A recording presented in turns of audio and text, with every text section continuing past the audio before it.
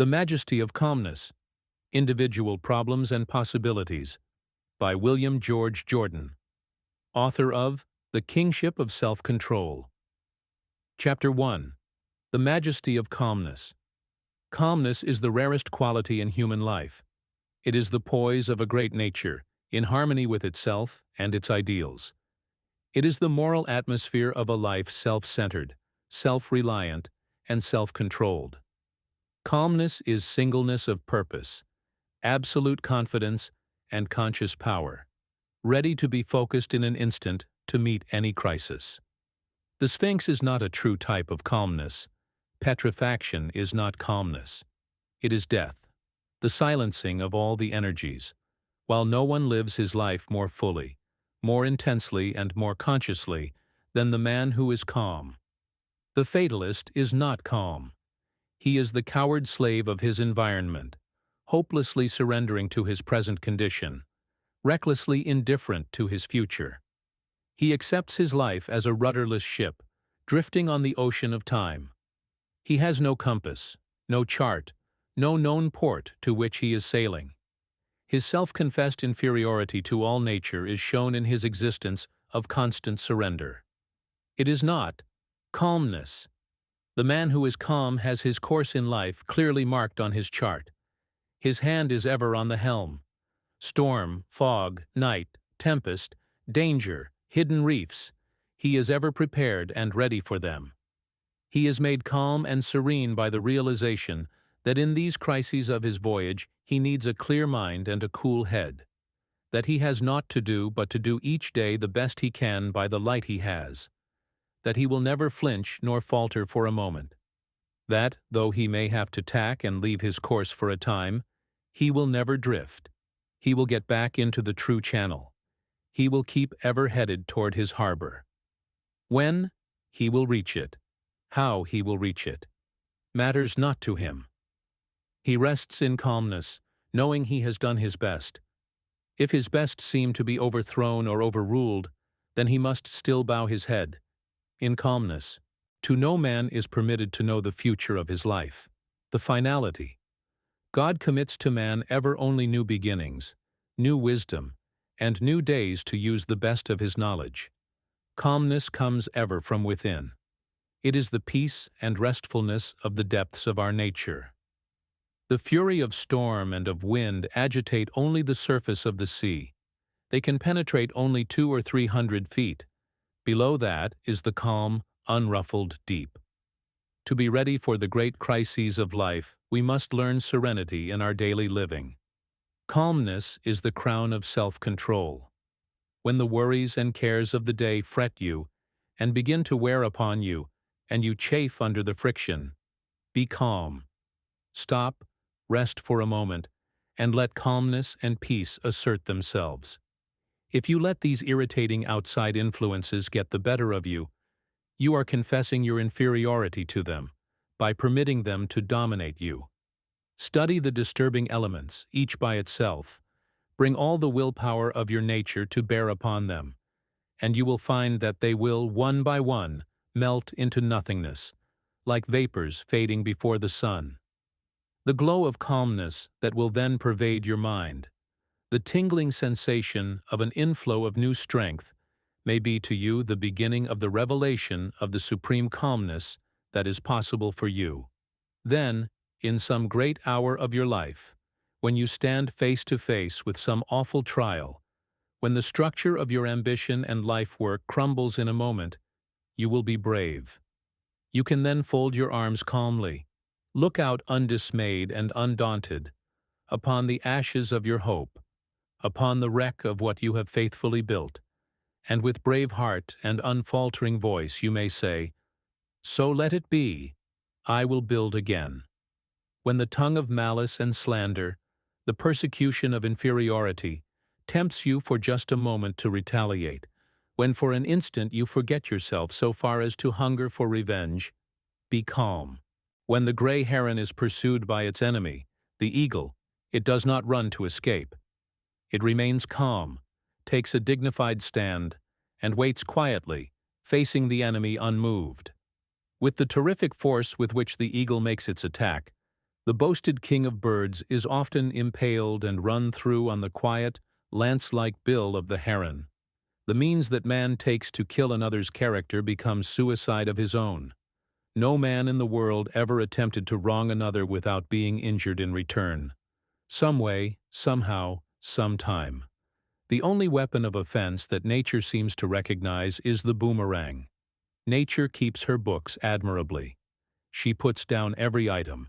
She closes all accounts finally, but she does not always balance them at the end of the month. To the man who is calm, revenge is so far beneath him that he cannot reach it, even by stooping. When injured, he does not retaliate. He wraps around him the royal robes of calmness, and he goes quietly on his way. When the hand of death touches the one we hold dearest, paralyzes our energy, and eclipses the sun of our life, the calmness that has been accumulating in long years becomes in a moment our refuge, our reserve strength. The most subtle of all temptations is the seeming success of the wicked.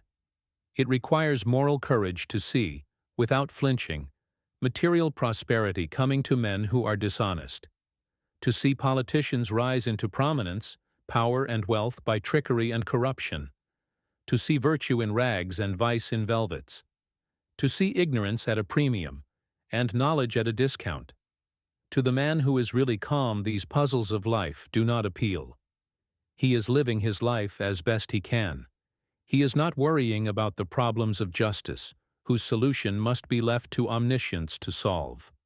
When man has developed the spirit of calmness, until it becomes so absolutely part of him that his very presence radiates it, he has made great progress in life. Calmness cannot be acquired of itself and by itself. It must come as the culmination of a series of virtues. What the world needs and what individuals need is a higher standard of living, a great realizing sense of the privilege and dignity of life, a higher and nobler conception of individuality. With this great sense of calmness permeating an individual, man becomes able to retire more into himself, away from the noise, the confusion and strife of the world, which come to his ears only as faint, far-off rumblings, or as the tumult of the life of a city heard only as a buzzing hum by the man in a balloon. The man who is calm does not selfishly isolate himself from the world, for he is intensely interested in all that concerns the welfare of humanity.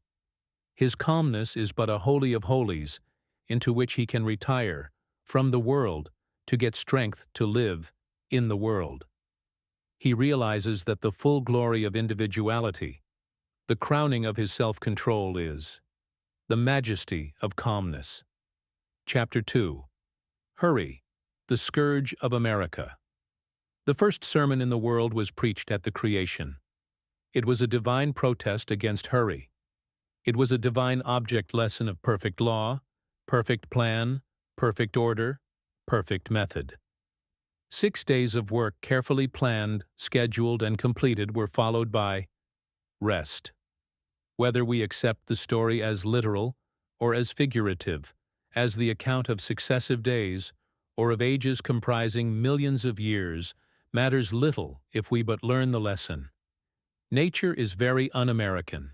Nature never hurries.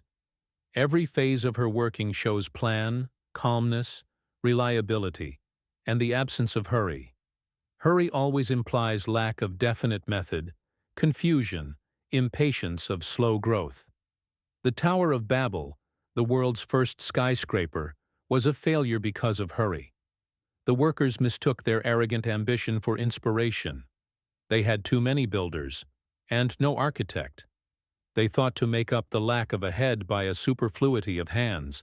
This is a characteristic of hurry. It seeks ever to make energy a substitute for a clearly defined plan. The result is ever as hopeless as trying to transform a hobby horse into a real steed by brisk riding.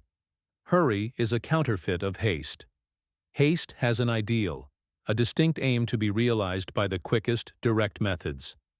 Haste has a single compass upon which it relies for direction, and in harmony with which its course is determined. Hurry says, I must move faster. I will get 3 compasses. I will have them different. I will be guided by all of them. One of them will probably be right. Hurry never realizes that slow, careful foundation work is the quickest in the end. Hurry has ruined more Americans than has any other word in the vocabulary of life. It is the scourge of America, and is both a cause and a result of our high-pressure civilization. Hurry adroitly assumes so many masquerades of disguise that its identity is not always recognized. Hurry always pays the highest price for everything, and usually the goods are not delivered. In the race for wealth, men often sacrifice time, energy, health, home, happiness, and honor. Everything that money cannot buy. The very things that money can never bring back. Hurry is a phantom of paradoxes. Businessmen, in their desire to provide for the future happiness of their family, often sacrifice the present happiness of wife and children on the altar of hurry. They forget that their place in the home should be something greater than being merely the man that pays the bills. They expect consideration and thoughtfulness that they are not giving. We hear too much of a wife's duties to a husband and too little of the other side of the question.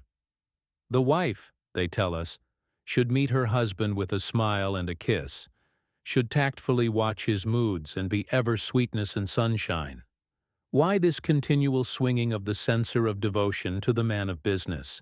Why should a woman have to look up with timid glance at the face of her husband, to size up his mood? Has not her day, too, been one of care and responsibility and watchfulness? Has not mother love been working over perplexing problems and worries of home and of the training of the children that wifely love may make her seek to solve in secret? Is man, then, the weaker sex that he must be pampered and treated as tenderly as a boil, trying to keep from contact with the world?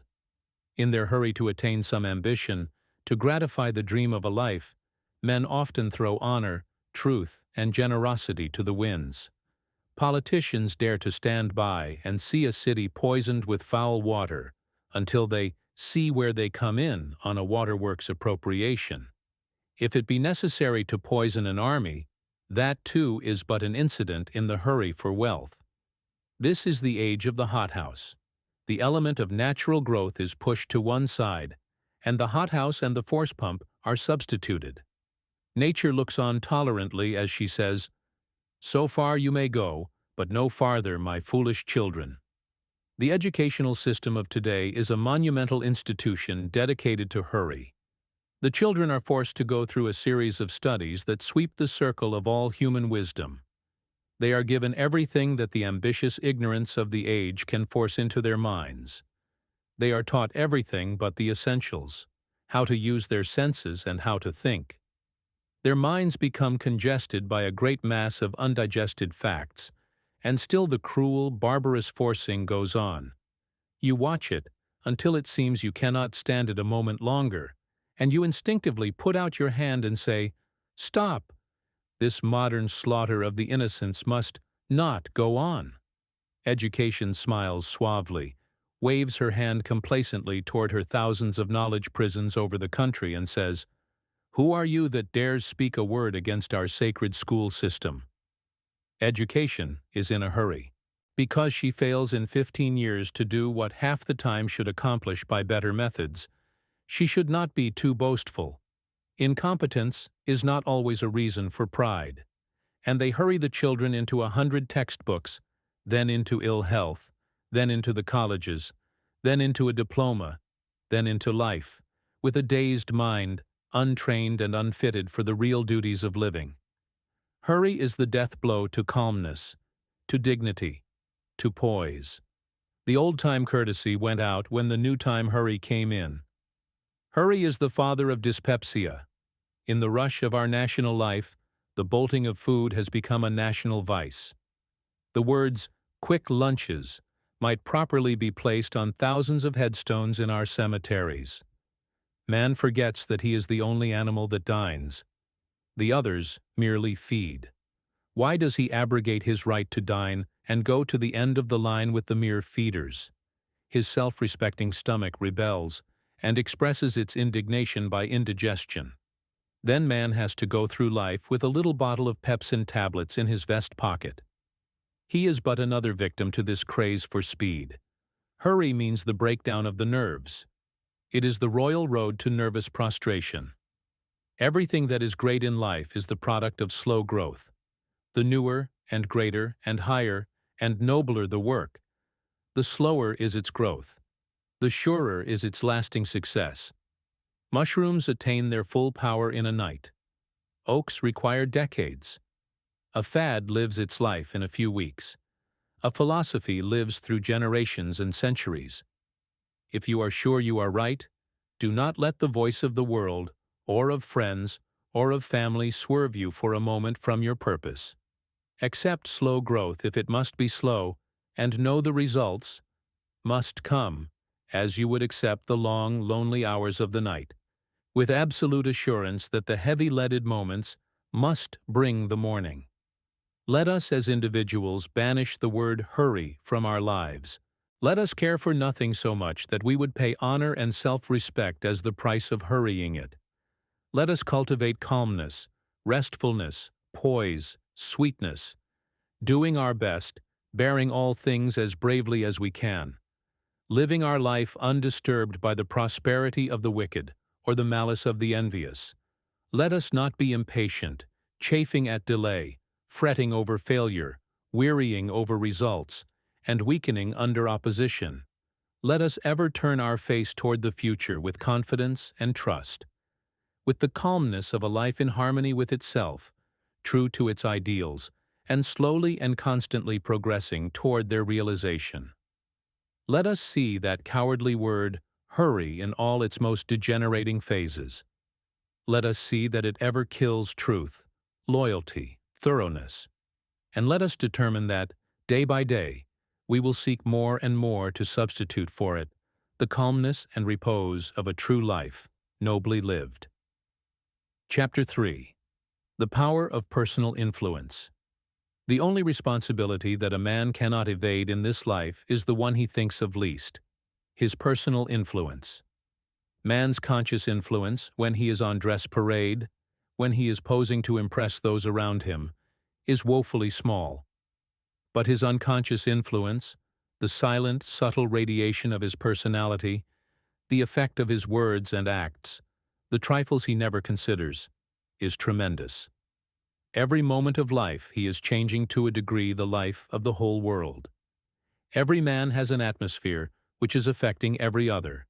So silent and unconsciously is this influence working that man may forget that it exists.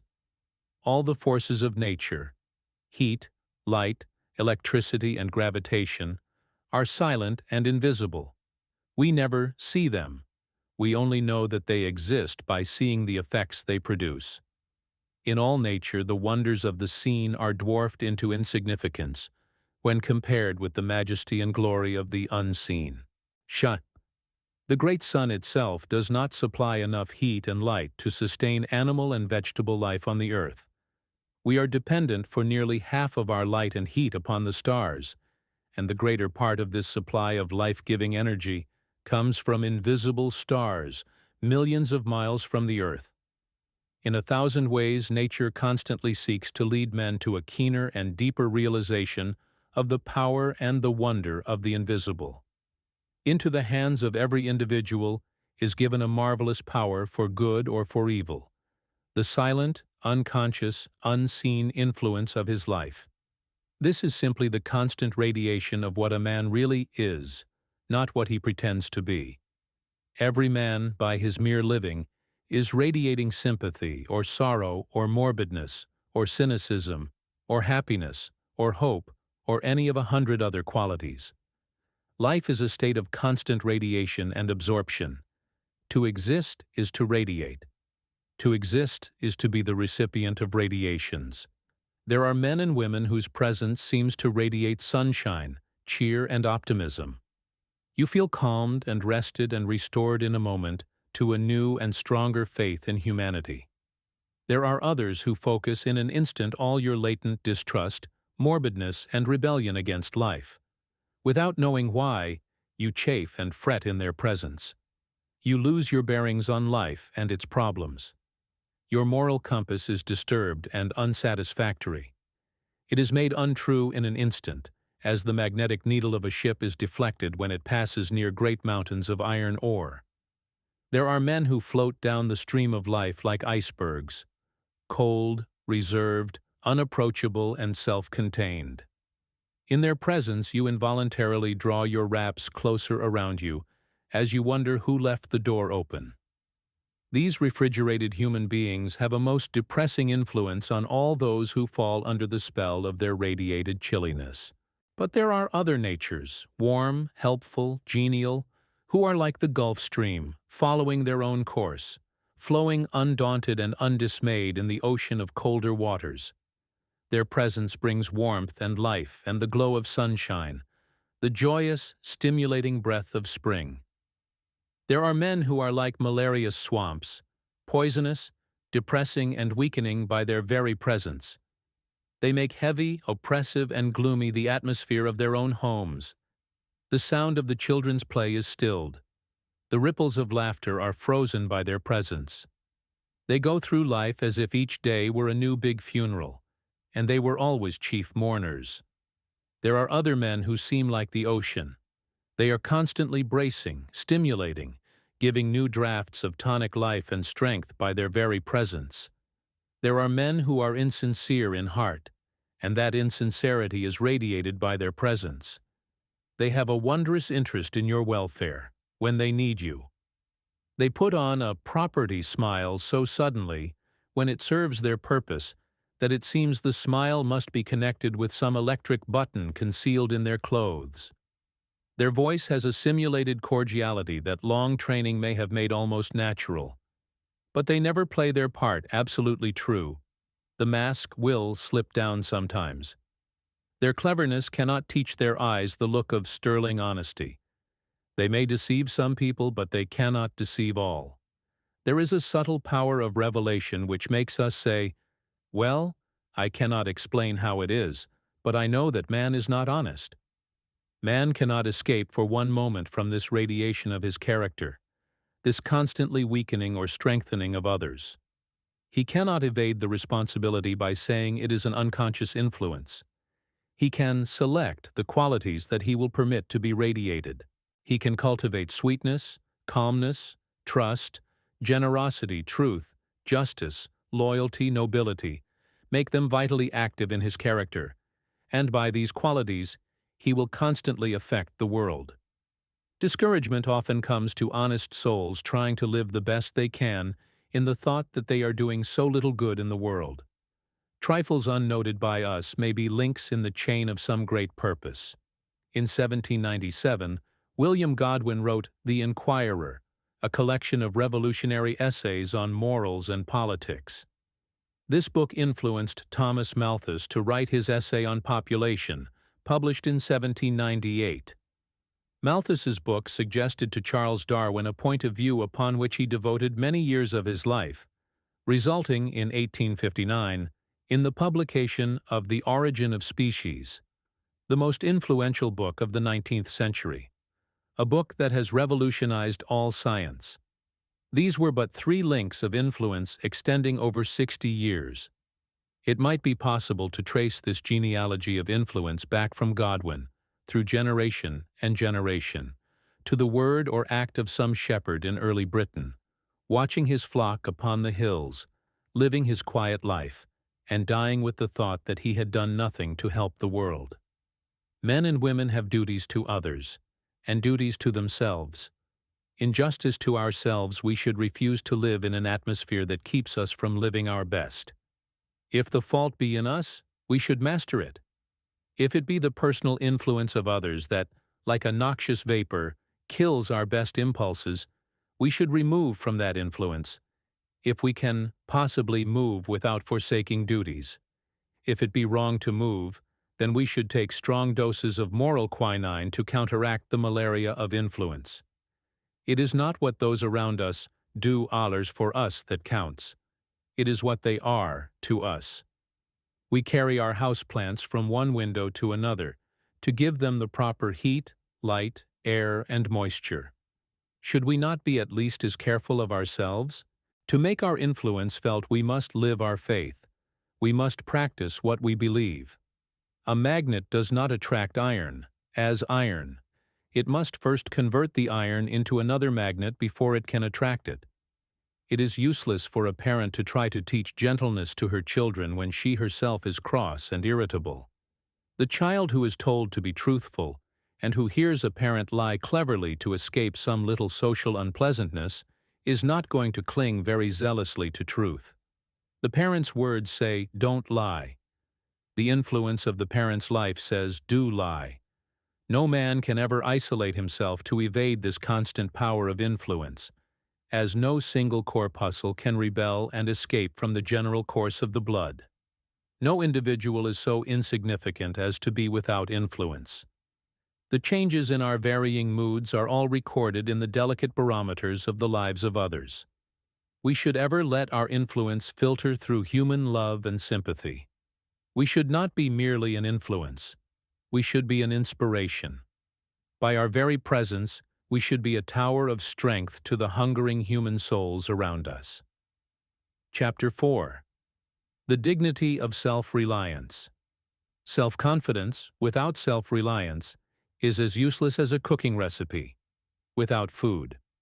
Self-confidence sees the possibilities of the individual. Self-reliance realizes them. Self-confidence sees the angel in the unhewn block of marble. Self-reliance carves it out for himself. The man who is self-reliant says ever, "No one can realize my possibilities for me, but me. No one can make me good or evil but myself." He works out his own salvation, financially, socially, mentally, physically, and morally. Life is an individual problem that man must solve for himself. Nature accepts no vicarious sacrifice, no vicarious service. Nature never recognizes a proxy vote. She has nothing to do with middlemen. She deals only with the individual. Nature is constantly seeking to show man that he is his own best friend, or his own worst enemy. Nature gives man the option on which he will be to himself. All the athletic exercises in the world are of no value to the individual unless he compel those bars and dumbbells to yield to him, in strength and muscle, the power for which he himself pays in time and effort. He can never develop his muscles by sending his valet to a gymnasium. The medicine chests of the world are powerless, in all the united efforts, to help the individual until he reach out and take for himself what is needed for his individual weakness. All the religions of the world are but speculations in morals, mere theories of salvation, until the individual realize that he must save himself by relying on the law of truth, as he sees it, and living his life in harmony with it, as fully as he can. But religion is not a Pullman car with soft-cushioned seats, where he has but to pay for his ticket, and someone else does all the rest. In religion, as in all other great things, he is ever thrown back on his self-reliance. He should accept all helps, but he must live his own life. He should not feel that he is a mere passenger. He is the engineer, and the train is his life. We must rely on ourselves, live our own lives, or we merely drift through existence, losing all that is best, all that is greatest, all that is divine. All that others can do for us is to give us opportunity. We must ever be prepared for the opportunity when it comes, and to go after it and find it when it does not come, or that opportunity is to us nothing. Life is but a succession of opportunities. They are for good or evil, as we make them. Many of the alchemists of old felt that they lacked but one element. If they could obtain that one, they believed they could transmute the baser metals into pure gold. It is so in character. There are individuals with rare mental gifts and delicate spiritual discernment who fail utterly in life because they lack the one element, self-reliance. This would unite all their energies and focus them into strength and power. The man who is not self-reliant is weak, hesitating and doubting in all he does. He fears to take a decisive step because he dreads failure, because he is waiting for someone to advise him, or because he dare not act in accordance with his own best judgment. In his cowardice and his conceit, He sees all his non-success due to others. He is not appreciated, not recognized, he is kept down. He feels that in some subtle way, society is conspiring against him. He grows almost vain as he thinks that no one has had such poverty, such sorrow, such affliction, such failure as have come to him. The man who is self-reliant seeks ever to discover and conquer the weakness within him that keeps him from the attainment of what he holds dearest. He seeks within himself the power to battle against all outside influences. He realizes that all the greatest men in history, in every phase of human effort, have been those who have had to fight against the odds of sickness, suffering, sorrow. To him, defeat is no more than passing through a tunnel is to a traveler. He knows he must emerge again into the sunlight. The nation that is strongest is the one that is most self-reliant, the one that contains within its boundaries all that its people need. If, with its ports all blockaded, it has not within itself the necessities of life and the elements of its continual progress, then it is weak, held by the enemy, and it is but a question of time till it must surrender. Its independence is in proportion to its self-reliance, to its power to sustain itself from within. What is true of nations is true of individuals. The history of nations is but the biography of individuals magnified, intensified, multiplied, and projected on the screen of the past. History is the biography of a nation. Biography is the history of an individual. So it must be that the individual who is most strong in any trial, sorrow, or need is he who can live from his inherent strength, who needs no scaffolding of commonplace sympathy to uphold him. He must ever be self-reliant. The wealth and prosperity of ancient Rome, relying on her slaves to do the real work of the nation, proved the nation's downfall. The constant dependence on the captives of war to do the thousand details of life for them killed self-reliance in the nation and in the individual. Then, through weakened self-reliance and the increased opportunity for idle, luxurious ease that came with it, Rome, a nation of fighters, became a nation of men more effeminate than women. As we depend on others to do those things we should do for ourselves, our self-reliance weakens, and our powers and our control of them becomes continuously less. Man to be great must be self-reliant. Though he may not be so in all things, he must be self-reliant in the one in which he would be great. This self-reliance is not the self-sufficiency of conceit. It is daring to stand alone. Be an oak, not a vine. Be ready to give support, but do not crave it. Do not be dependent on it. To develop your true self-reliance, you must see from the very beginning that life is a battle. You must fight for yourself. You must be your own soldier. You cannot buy a substitute. You cannot win a reprieve. You can never be placed on the retired list. The retired list of life is death. The world is busy with its own cares, sorrows, and joys, and pays little heed to you. There is but one great password to success: self-reliance. If you would learn to converse, put yourself into positions where you must speak. If you would conquer your morbidness, mingle with the bright people around you, no matter how difficult it may be. If you desire the power that someone else possesses, do not envy his strength, and dissipate your energy by weakly wishing his force were yours. Emulate the process by which it became his. Depend on your self-reliance, pay the price for it, and equal power may be yours. The individual must look upon himself as an investment, of untold possibilities if rightly developed, a mine whose resources can never be known, but by going down into it and bringing out what is hidden. Man can develop his self-reliance by seeking constantly to surpass himself. We try too much to surpass others. If we seek ever to surpass ourselves, we are moving on a uniform line of progress that gives a harmonious unifying to our growth in all its parts. Daniel Morel, at one time president of the Cambria Rail Works, that employed 7,000 men and made a rail famed throughout the world, was asked the secret of the great success of the works. "We have no secret," he said. "But this, we always try to beat our last batch of rails. Competition is good, but it has its danger side. There is a tendency to sacrifice real worth to mere appearance, to have seeming rather than reality. But the true competition is the competition of the individual with himself, his present seeking to excel his past. This means real growth from within. Self-reliance develops it, and it develops self-reliance. Let the individual feel thus as to his own progress and possibilities, and he can almost create his life as he will. Let him never fall down in despair at dangers and sorrows at a distance. They may be harmless, like Bunyan's stone lions, when he nears them. The man who is self-reliant does not live in the shadow of someone else's greatness. He thinks for himself, depends on himself, and acts for himself. In throwing the individual thus back upon himself, it is not shutting his eyes to the stimulus and light and new life that come with the warm pressure of the hand, the kindly word, and the sincere expressions of true friendship.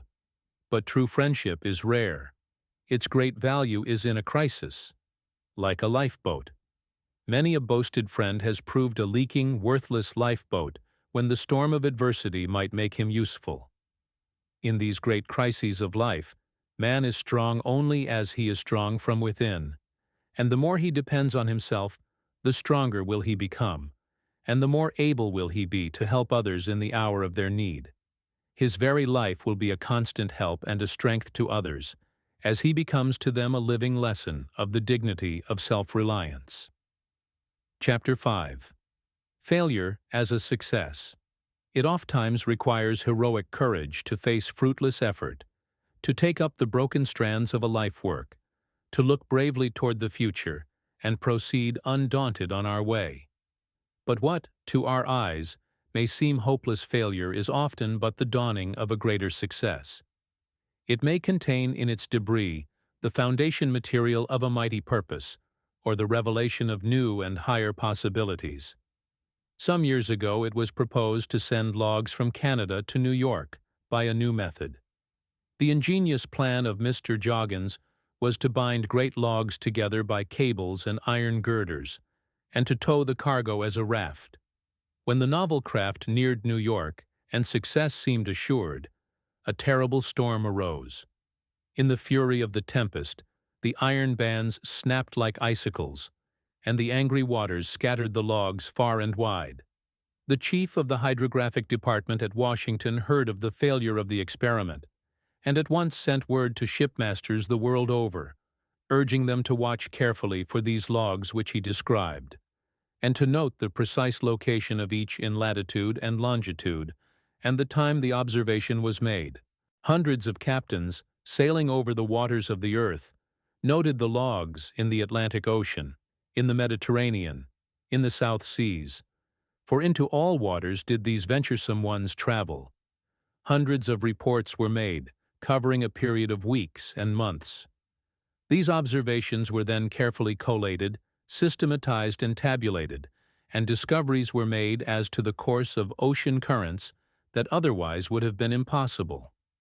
The loss of the Joggins raft was not a real failure, for it led to one of the great discoveries in modern marine geography and navigation. In our superior knowledge, we are disposed to speak in a patronizing tone of the follies of the alchemists of old. But their failure to transmute the baser metals into gold resulted in the birth of chemistry. They did not succeed in what they attempted, but they brought into vogue the natural processes of sublimation, filtration, distillation, and crystallization. They invented the alembic, the retort, the sand bath, the water bath, and other valuable instruments. To them is due the discovery of antimony, sulfuric ether, and phosphorus, the cupellation of gold and silver, the determining of the properties of saltpeter and its use in gunpowder, and the discovery of the distillation of essential oils.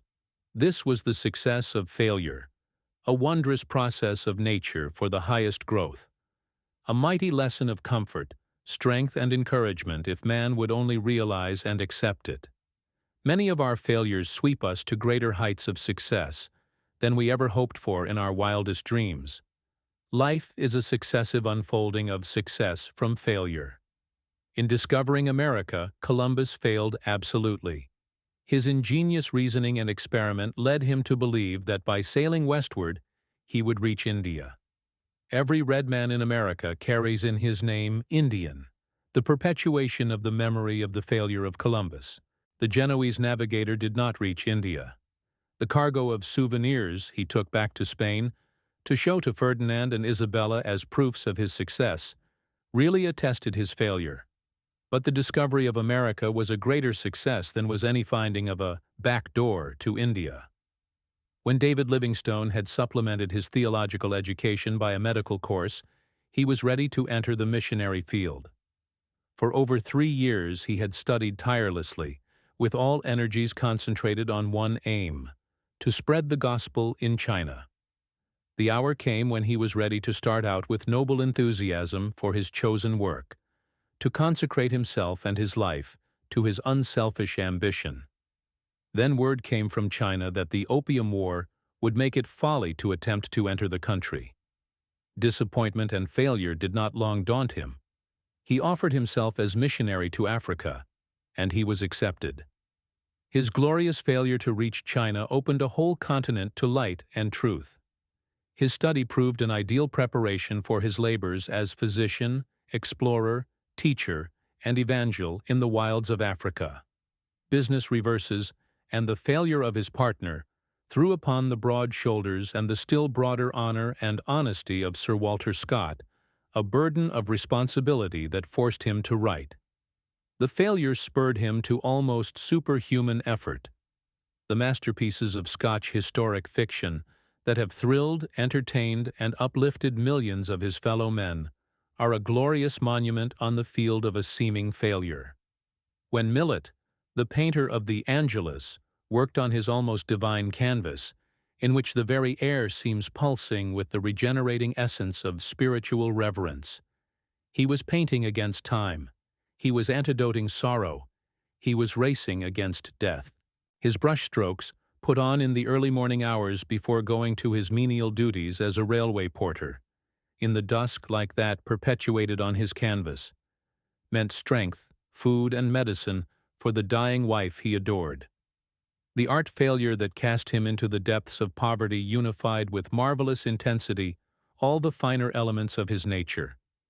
This rare spiritual unity, this purging of all the dross of triviality as he passed through the furnace of poverty, trial, and sorrow, gave eloquence to his brush and enabled him to paint as never before, as no prosperity would have made possible. Failure is often the turning point, the pivot of circumstance that swings us to higher levels. It may not be financial success. It may not be fame. It may be new drafts of spiritual, moral, or mental inspiration that will change us for all the later years of our life. Life is not really what comes to us, but what we get from it. Whether man has had wealth or poverty, failure or success, counts for little when it is past. There is but one question for him to answer, to face boldly and honestly as an individual alone with his conscience and his destiny. How will I let that poverty or wealth affect me? If that trial or deprivation has left me better, truer, nobler, then poverty has been riches, failure has been a success. If wealth has come to me and has made me vain, arrogant, contemptuous, uncharitable, cynical, closing from me all the tenderness of life, all the channels of higher development, of possible good to my fellow man, making me the mere custodian of a money bag, then wealth has lied to me. It has been failure, not success. It has not been riches.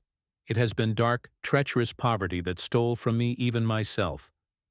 All things become for us then what we take from them. Failure is one of God's educators. It is experience leading man to higher things. It is the revelation of a way, a path hitherto unknown to us. The best men in the world, those who have made the greatest real successes, look back with serene happiness on their failures. The turning of the face of time shows all things in a wondrously illuminated and satisfying perspective. Many a man is thankful today that some petty success for which he once struggled melted into thin air as his hand sought to clutch it. Failure is often the rock-bottom foundation of real success. If man, in a few instances of his life, can say, "Those failures were the best things in the world that could have happened to me," should he not face new failures with undaunted courage and trust that the miraculous ministry of nature may transform these new stumbling blocks into new stepping stones? Our highest hopes are often destroyed to prepare us for better things. The failure of the caterpillar is the birth of the butterfly. The passing of the bud is the becoming of the rose. The death or destruction of the seed is the prelude to its resurrection as wheat. It is at night, in the darkest hours, those preceding dawn, that plants grow best, that they most increase in size. May this not be one of nature's gentle showings to man of the times when he grows best, of the darkness of failure that is evolving into the sunlight of success. Let us fear only the failure of not living the right as we see it, leaving the results to the guardianship of the infinite. If we think of any supreme moment of our lives, any great success, anyone who is dear to us, and then consider how we reached that moment, that success, that friend, we will be surprised and strengthened by the revelation.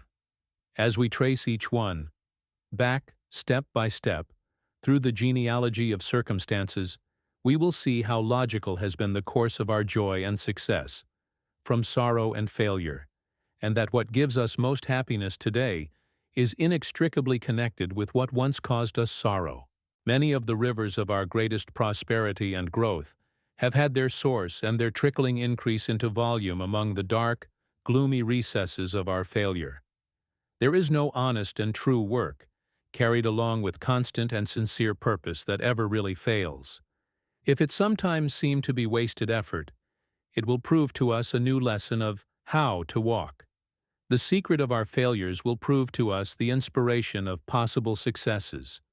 Man living with the highest aims, ever as best he can, in continuous harmony with them, is a success, no matter what statistics of failure a nearsighted and half-blind world of critics and commentators may lay at his door. High ideals, noble efforts will make seeming failures but trifles. They need not dishearten us. They should prove sources of new strength. The rocky way may prove safer than the slippery path of smoothness. Birds cannot fly best with the wind but against it. Ships do not progress in calm when the sails flap idly against the unstrained masts. The alchemy of nature, superior to that of the Paracelsians, constantly transmutes the baser metals of failure into the later pure gold of higher success. If the mind of the worker be kept true, constant and untiring in the service, and he have that sublime courage that defies fate to its worst while he does his best. Chapter 6. Doing our best at all times.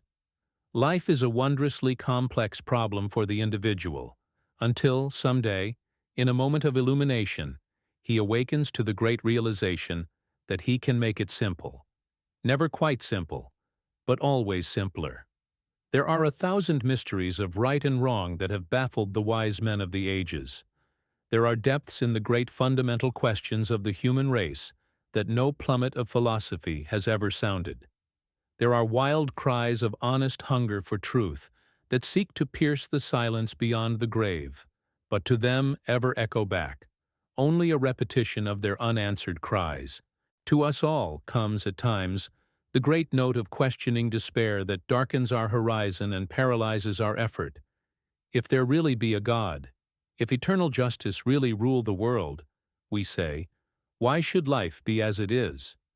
Why do some men starve while others feast? Why does virtue often languish in the shadow while vice triumphs in the sunshine? Why does failure so often dog the footsteps of honest effort, while the success that comes from trickery and dishonor is greeted with the world's applause?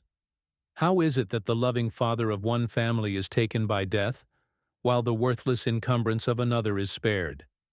Why is there so much unnecessary pain, sorrowing, and suffering in the world?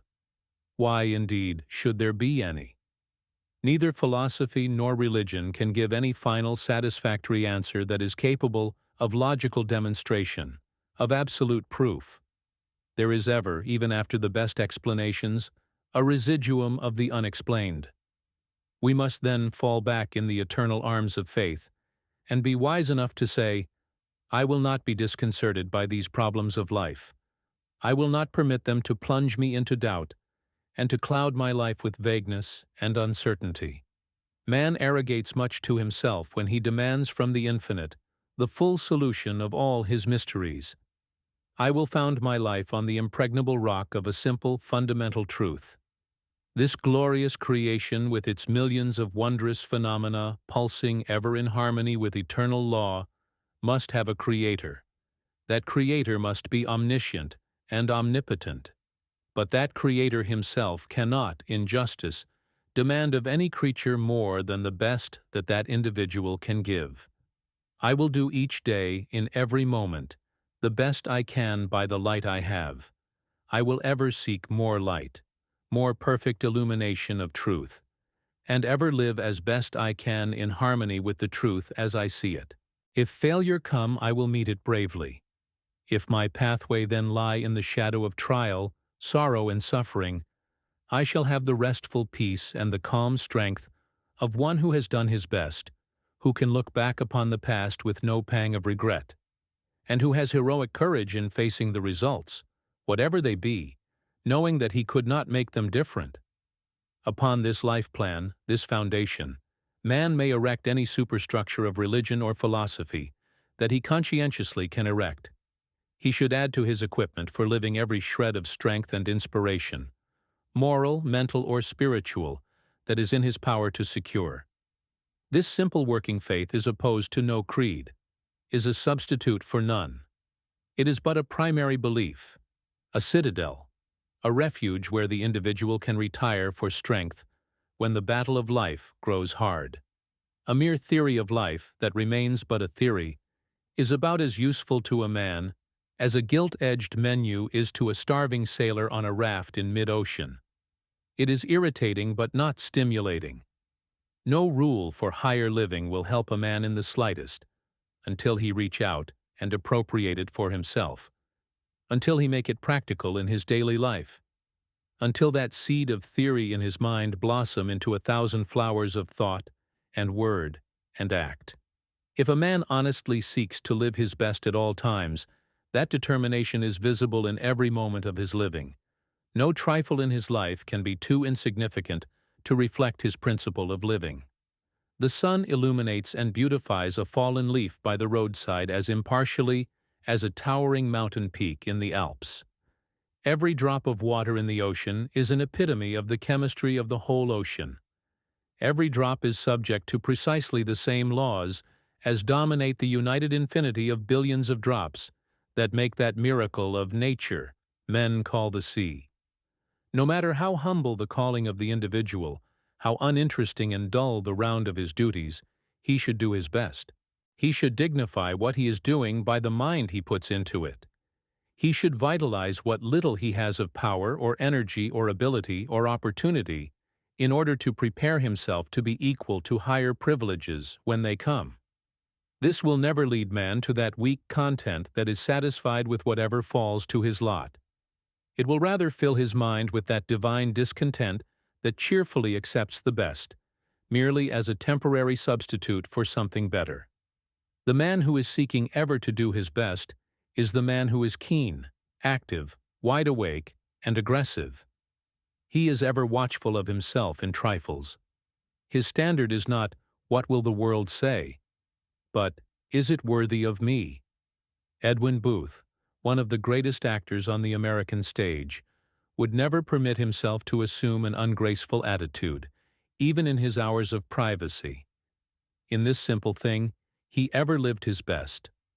On the stage, every move was one of unconscious grace.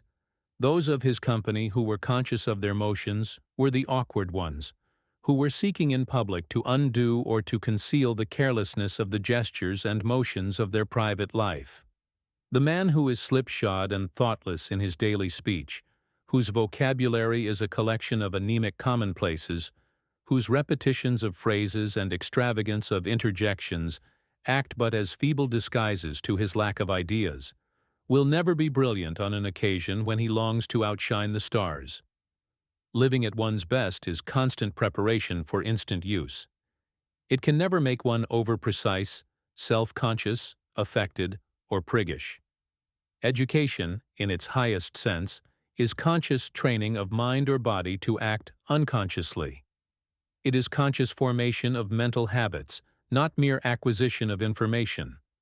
One of the many ways in which the individual unwisely eclipses himself is in his worship of the fetish of luck. He feels that all others are lucky, and that whatever he attempts fails. He does not realize the untiring energy, the unremitting concentration, the heroic courage, the sublime patience that is the secret of some men's success. Their luck was that they had prepared themselves to be equal to their opportunity when it came, and were awake to recognize it and receive it. His own opportunity came, and departed unnoted. It would not waken him from his dreams of some untold wealth that would fall into his lap. So he grows discouraged, and envies those whom he should emulate, and he bandages his arm and chloroforms his energies, and performs his duties in a perfunctory way, or he passes through life, just ever sampling lines of activity. The honest, faithful struggler should always realize that failure is but an episode in a true man's life, never the whole story. It is never easy to meet, and no philosophy can make it so, but the steadfast courage to master conditions, instead of complaining of them, will help him on his way. It will ever enable him to get the best out of what he has. He never knows the long series of vanquished failures that give solidity to someone else's success. He does not realize the price that some rich man, the innocent football of political malcontents and demagogues, has heroically paid for wealth and position. The man who has a pessimist's doubt of all things, who demands a certified guarantee of his future. Whoever fears his work will not be recognized or appreciated, or that after all, it is really not worthwhile, will never live his best. He is dulling his capacity for real progress by his hypnotic course of excuses for inactivity, instead of a strong tonic of reasons for action. One of the most weakening elements in the individual makeup is the surrender to the oncoming of years. Man's self-confidence dims and dies in the fear of age. This new thought, he says of some suggestion tending to higher development, is good. It is what we need. I am glad to have it for my children. I would have been happy to have had some such help when I was at school, but it is too late for me. I am a man advanced in years. This is but blind closing of life to wondrous possibilities. The knell of lost opportunity is never tolled in this life. It is never too late to recognize truth and to live by it. It requires only greater effort, closer attention, deeper consecration. But the impossible does not exist for the man who is self-confident and is willing to pay the price in time and struggle for his success or development. Later in life, the assessments are heavier in progress, as in life insurance. But that matters not to that mighty self-confidence that will not grow old while knowledge can keep it young. Socrates, when his hair whitened with the snow of age, learned to play on instruments of music. Cato, at 80, began his study of Greek, and the same age saw Plutarch beginning, with the enthusiasm of a boy, his first lessons in Latin. The Character of Man, Theophrastus' greatest work, was begun on his 90th birthday. Chaucer's Canterbury Tales was the work of the poet's declining years. Ronsard, the father of French poetry, whose sonnets even translation cannot destroy, did not develop his poetic faculty until nearly 50. Benjamin Franklin at this age had just taken his really first steps of importance in philosophic pursuits. Arnauld, the theologian and sage, translated Josephus in his 80th year. Winckelmann, one of the most famous writers on classic antiquities, was the son of a shoemaker, and lived in obscurity and ignorance until the prime of life. Hobbes, the English philosopher, published his version of the Odyssey in his 87th year, and his Iliad 1 year later. Chevreul, the great French scientist, whose untiring labors in the realm of color have so enriched the world, was busy, keen and active when death called him, at the age of 103. These men did not fear age. These few names from the great muster roll of the famous ones who defied the years should be voices of hope and heartening to every individual whose courage and confidence is weak. The path of truth, higher living, truer development in every phase of life is never shut from the individual until he closes it himself. Let man feel this, believe it, and make this faith a real and living factor in his life, and there are no limits to his progress. He has but to live his best at all times, and rest calm and untroubled no matter what results come to his efforts. The constant looking backward to what might have been, instead of forward to what may be, is a great weakener of self-confidence. This worry for the old past, this wasted energy, for that which no power in the world can restore, ever lessens the individual's faith in himself, weakens his efforts to develop himself for the future to the perfection of his possibilities. Nature, in her beautiful love and tenderness, says to man, weakened and worn and weary with the struggle, "Do in the best way you can the trifle that is under your hand at this moment. Do it in the best spirit of preparation for the future your thought suggests. Bring all the light of knowledge from all the past to aid you. Do this, and you have done your best. The past is forever closed to you. It is closed forever to you. No worry, no struggle, no suffering, no agony of despair can alter it. It is as much beyond your power as if it were 1,000,000 years of eternity behind you. Turn all that past, with its sad hours, weakness and sin, its wasted opportunities as light, in confidence and hope upon the future. Turn it all in fuller truth and light, so as to make each trifle of this present a new past. It will be joy to look back to. Each trifle a grander, nobler, and more perfect preparation for the future. The present and the future you can make from it is yours. The past has gone back, with all its messages, all its history, all its records, to the God who loaned you the golden moments to use in obedience to his law. Chapter 7. The Royal Road to Happiness. During my whole life I have not had 24 hours of happiness. So said Prince Bismarck, one of the greatest statesmen of the 19th century. 83 years of wealth, fame, honors, power, influence, prosperity, and triumph. Years when he held an empire in his fingers. But not one day of happiness. Happiness is the greatest paradox in nature. It can grow in any soil, live under any conditions. It defies environment. It comes from within.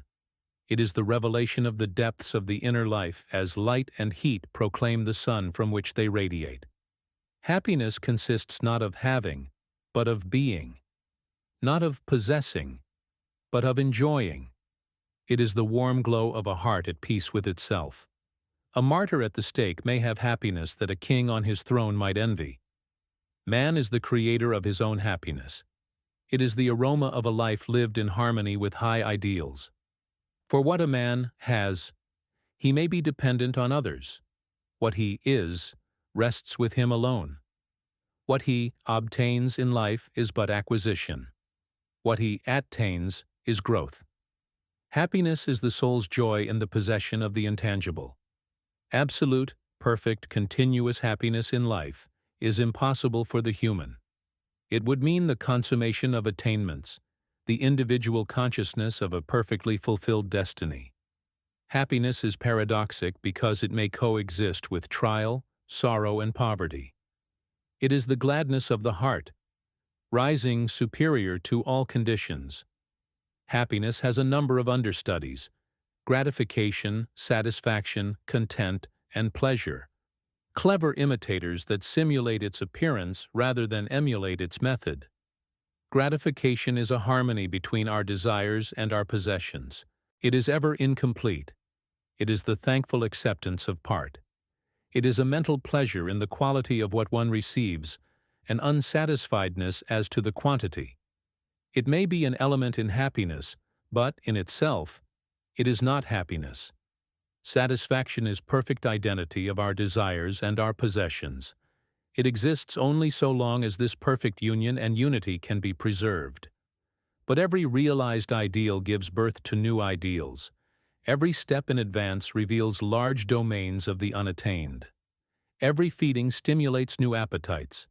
Then the desires and possessions are no longer identical, no longer equal. New cravings call forth new activities. The equipoise is destroyed, and dissatisfaction re-enters. Man might possess everything tangible in the world, and yet not be happy, for happiness is the satisfying of the soul, not of the mind or the body. Dissatisfaction, in its highest sense, is the keynote of all advance, the evidence of new aspirations, the guarantee of the progressive revelation of new possibilities. Content is a greatly overrated virtue. It is a kind of diluted despair. It is the feeling with which we continue to accept substitutes, without striving for the realities. Content makes the trained individual swallow vinegar and try to smack his lips as if it were wine. Content enables one to warm his hands at the fire of a past joy that exists only in memory. Content is a mental and moral chloroform that deadens the activities of the individual to rise to higher planes of life and growth. Man should never be contented with anything less than the best efforts of his nature can possibly secure for him. Content makes the world more comfortable for the individual, but it is the death knell of progress. Man should be content with each step of progress merely as a station, discontented with it as a destination, contented with it as a step, discontented with it as a finality. There are times when a man should be content with what he has, but never with what he is. But content is not happiness. Neither is pleasure. Pleasure is temporary. Happiness is continuous. Pleasure is a note. Happiness is a symphony. Pleasure may exist when conscience utters protests. Happiness, never. Pleasure may have its dregs and its lees, but none can be found in the cup of happiness. Man is the only animal that can be really happy.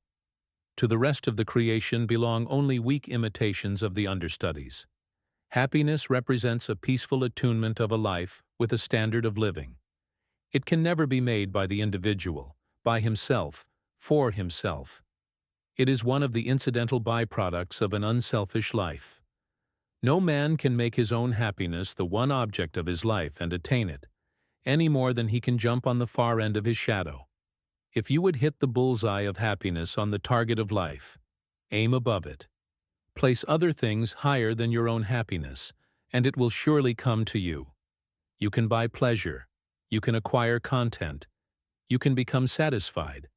But nature never put real happiness on the bargain counter. It is the undetachable accompaniment of true living. It is calm and peaceful.